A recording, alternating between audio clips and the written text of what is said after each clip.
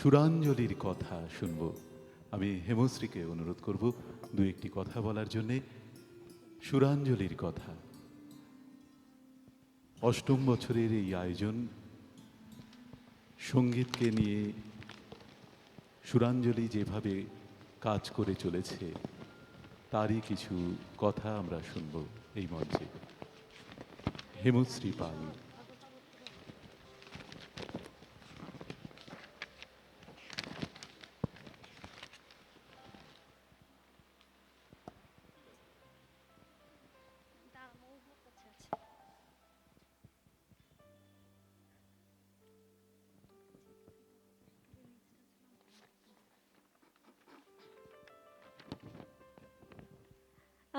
বছর বছর বলা আমার আমার মানে আমার কাছে এটা ভীষণ কঠিন ব্যাপার। তবু বলি, প্রত্যেক বছরই বলি, সুরাঞ্জলি যখন আমরা তৈরি করেছিলাম তখন আমাদের একটাই উদ্দেশ্য ছিল, কিছু ভালো ছাত্রছাত্রী তৈরি করা এবং ভালো শিল্পী ভবিষ্যতে। জানি না, এখন তো বেশি দিন কেউ গান শেখে না, ক্লাস 9-10-এর পর থেকে গান বন্ধ হয়ে যায়। তো যদি তেমন আবার সম্পূর্ণ বলবও না, কারণ আমাদের এখানে নৈরিতা, দৃষ্টি, জয়তী ওরা প্রায় 10-11 বছর ধরে টানা শিখে আসছে। এর পরবর্তীতেও অনেকে এমন আছে যারা 8-9 বছর ধরে শিখছে। তারা খুবই ছোট এখনও, হয়তো বড় হয়ে যদি গানটা কন্টিনিউ করে নিশ্চয়ই অনেকটাই জীবনে হয়তো ভালো শিল্পী হয়ে উঠতে পারবে। আর এই আমাদের প্রথম সুরাঞ্জলি তৈরি হয়েছিল 2016 সালে, আর এই নামটাও লপিতার দেওয়া। আর আমাদের যে বাংলায় লোগো শিলিগুড়ি সুরাঞ্জলি, যেটা আপনারা আমাদের ব্যানারে দেখতে পাচ্ছেন, এই পুরো লোগোর ডিজাইনটাও লপিতারই করা। আমরা ঠিক করেছি যে বাংলাতেই আমাদের লোগো থাকবে। আর বেশি কিছু বলবো না, এটাই বলার যে সবাই একটু আমাদের সঙ্গে থাকুন, তাহলে পরে আগামী দিনে আমরা নিশ্চয়ই অন্তত কয়েকজন শিল্পী তৈরি করে এই উত্তরের জনপদে তাদেরকে প্রতিষ্ঠা দিতে পারবো। তারা নিজেদের জায়গা তৈরি করে নিতে পারবে। আজকে সুরাঞ্জলির এই অষ্টম বর্ষের অনুষ্ঠানে আমরা নতুন করে একটু সাজিয়ে, অনেক পুরনো গান বা রবীন্দ্রনাথের গান তো চিরনতুন, তো সেই জন্য আলাদা করে কিছু বলার নেই, সেইভাবে করে একটু সাজিয়ে নিয়েছি একটু নতুন আঙ্গিকে। যেমন রবীন্দ্রনাথের কিছু রূপান্তরিত গান আছে যেগুলোকে আমরা মূল গান ভাঙা গান বলে থাকি, সেটার একটা বিশাল ভাণ্ডার রয়েছে। এত কম সময়ে ওই 1 ঘন্টা, 1 ঘন্টার মধ্যে তো আমরা পুরো পরিসরটা ছুঁয়ে যেতে পারি না। তাই 3টে ভাগের একটু কিছু পাশ্চাত্য সঙ্গীত, কিছু ভারতীয় উচ্চাঙ্গ সঙ্গীত এবং কিছু বাংলা প্রাদেশীয় গানের অনুকরণে যে রবীন্দ্রসঙ্গীতগুলো হয়েছে সেইগুলোকে দিয়ে আজকের রূপান্তরে রবি বলে একটা অনুষ্ঠান আমরা সাজিয়ে দেওয়ার চেষ্টা করেছি। আর আমাদের একটা আধুনিক গানেরও অনুষ্ঠান থাকে, সেটা এবার আমরা একটু শ্রদ্ধাঞ্জলিমূলক অনুষ্ঠান করার চেষ্টা করেছি। যেহেতু খুব সম্প্রতি আমরা আশা ভোঁসলেকে হারিয়েছি, সুমন কল্যাণপুরকে হারিয়েছি এবং তার কিছুদিন আগে আমরা লতা মঙ্গেশকরকেও হারিয়েছি। তো আমাদের অনুষ্ঠানটা ছিল স্মরণে আশালতা, কিন্তু একেবারে সঙ্গে সঙ্গেই কিছুদিনের মধ্যে, মানে কিছুদিন আগেই সুমন কল্যাণপুর আমাদেরকে ছেড়ে চলে গেছেন। তো তাই তারও একটা গান আমরা এই অনুষ্ঠানের মধ্যে রেখেছি।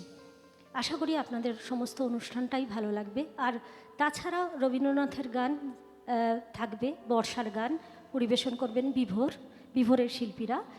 আর আমাদের এরপরের নিবেদনে থাকবে দ্বিজেন্দ্র গীতি, তারপরে থাকবে লোকগান, যে গানের আমাদের সহায়তা করেছেন শ্রী সুব্রত দাস। গান দুটো দাদা বেছে দিয়েছেন আমাদেরকে, আমরা চেষ্টা করেছি, জানি না কতটা করে উঠতে পারবো, উনি বলতে পারবেন ওনার মানে ওনার বেছে দেওয়া গান আমরা কতটা ভালোভাবে প্রস্তুত করতে পারলাম। এরপরে আমি কৃতজ্ঞতা জানাতে চাই, এত বড় একটা অনুষ্ঠান করতে গেলে পরে আর্থিক যে সহায়তাটা দরকার হয় সেটা প্রথম আসে আমাদের সুরাঞ্জলি পরিবারের অভিভাবকদের কাছে। তারপরে আমাদের সুরাঞ্জলির কিছু বড় ছাত্রছাত্রীরা যারা কৃতী হয়ে গেছে, নিজেদের স্বক্ষেত্রে যোগ্যতা রেখেছে, কাজ করছে, তারাও কিছু আমাদেরকে সহায়তা করে থাকে।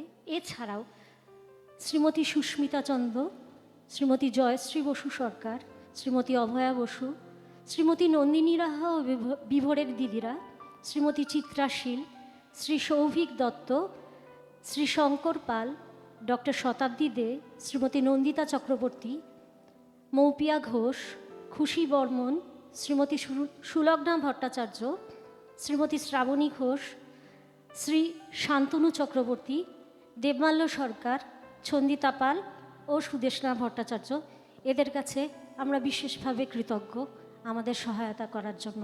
আর বিশেষ কৃতজ্ঞতা জানাই শ্রী সুব্রত দাস দাদা, আমাদের লোকগানের ভীষণভাবে উৎসাহিত করেছেন। আমরা প্রথমবার দীনবন্ধু মঞ্চে লোকগান পরিবেশন করতে যাচ্ছি। প্রথম গানটা একটা ধামাইল গান থাকবে, আর পরের গানটা একটা লালন গীতি।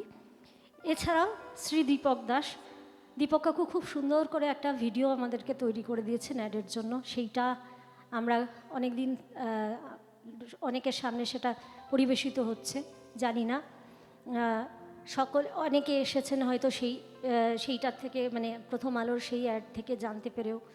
আমরা ভীষণভাবে আপনাদের সকলের কাছেও কৃতজ্ঞ যারা অনুষ্ঠান দেখতে এসেছেন, এবং কৃতজ্ঞ এই দীনবন্ধু মঞ্চের সমস্ত কলাকুশলী যারা পর্দার আড়ালে থেকে আমাদের সমস্ত অনুষ্ঠানটাকে সহায়তা করে থাকেন, এবং নন্দিতা চক্রবর্তী ও সুদীপ বসাক, তারা এত সুন্দর করে আমাদের মঞ্চটাকে সাজিয়ে তোলেন বলে।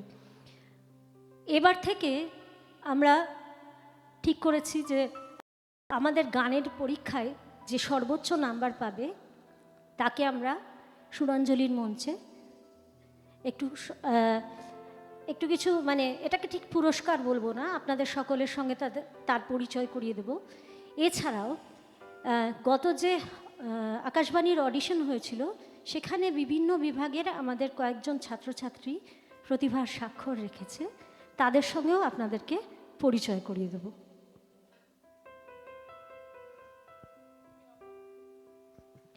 প্রথমে ছোট থেকেই বলি, ওই রস্ট্রাম থেকে ওদেরকে একটু কষ্ট করে নেমে আসতে হবে।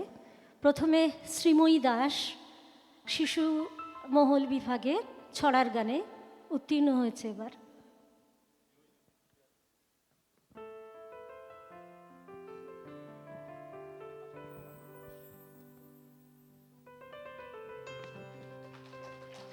ছোট্ট মানুষ, একটু ইমোশনালও, যখন তখন কান্না পেয়ে যায় কিন্তু ওর। এরপরে সৌম্যদীপ ঘোষ, সেও ছড়ার গানে শিশু মহলে পেয়েছে।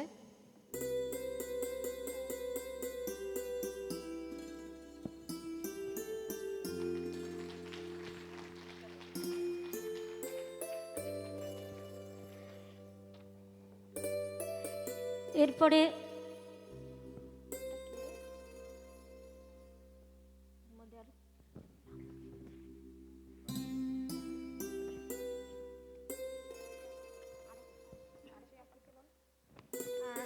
শ্রেয়া পাল শিশু কিশোর বিভাগে রবীন্দ্রসঙ্গীত এবং নজরুলগীতিতে উত্তীর্ণ।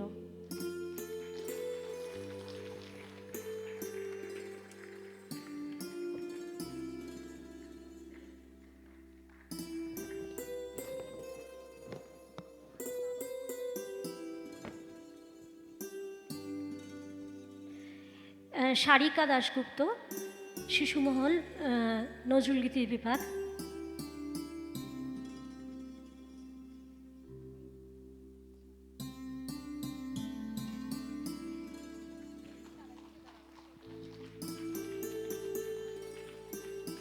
এরপর যুবতে রবীন্দ্রসঙ্গীতে দুজন পেয়েছে, নৈরিতা দাস এবং সাগ্নিক দত্ত।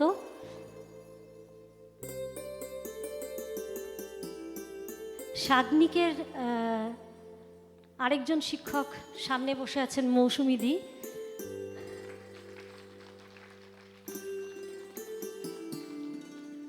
আর জেনারেল বিভাগে রবীন্দ্রসঙ্গীতে উত্তীর্ণ হয়েছে তুহিনা দে,